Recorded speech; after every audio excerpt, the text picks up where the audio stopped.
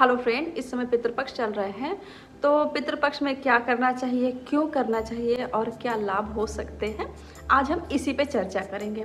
सबसे पहले क्यों करना चाहिए। जब तक इस क्यों का जवाब नहीं मिलेगा कोई कुछ करने वाला नहीं है। हम भी थोड़ा तर्कशील हैं। जब तक हमको आंसर नहीं मिलता है का तब तक हम भी नहीं मानते। तो हम समझते हैं आप भी ऐसे ही होंगे। तो सबसे पहले क्यों करना चाहिए इस पे चर्चा करते हैं।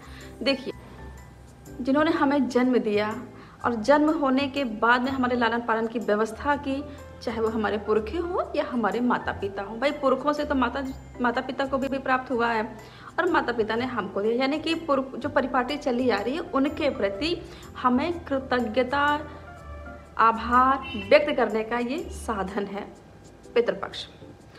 अब बात आती है कि पितृपक्ष में करना क्या होता है। तो देखिए, जो हमारे पूर्वज हैं उनके प्रति आभार व्यक्त करने के लिए हम जो भी कर सके वही करना होता है। जैसे जल में तिल, जौ और कुश की अग्रभाग से उनको तर्पण करना चाहिए। दूसरी बात, जितना आपके पास सामर्थ्य हो आप दान कर सकते हैं। गाय के लिए, चींटी के लिए और कुत्ते के लिए, कौवे के लिए, इन सब के लिए, थोड़ा ब्राह्मण के लिए भोजन की व्यवस्था कर सकते हैं, थोड़ा ही सही, जिससे कि आपके पितृ को प्रसन्नता प्राप्त होगी। देखिए, परिवार से जुड़ाव होता ही है और हमारे पितृ का ये जो 15 दिन का ये ड्यूरेशन है ना, वो कहीं ना कहीं से हमको देखते हैं।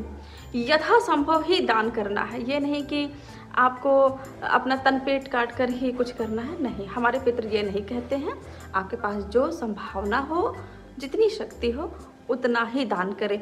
हो सके तो कुछ अच्छे कार्य कर सकते हैं इन पितृपक्ष के समय में। हमारे पितरों को जो पसंद हो वो भोजन आप ब्राह्मणों को या किसी भी भूखे प्राणी को करा सकते हैं। एक चर्चा और है कि इससे फायदा क्या होगा। देखिए, हमारे जो भी दान पुण्य होते हैं वो कहीं ना कहीं हमारे कर्मों को काटते हैं। अब पितरों के प्रति जो दान दिया जाएगा तो हमारे पितर खुश होकर के हमको आशीर्वाद देंगे और हो सकता है कि आपका रुका हुआ कार्य भी संपन्न हो जाए पितरों के आशीर्वाद से।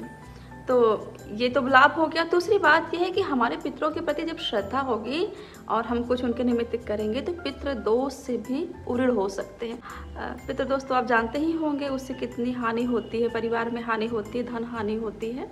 तो इन सब से बच सकते हैं।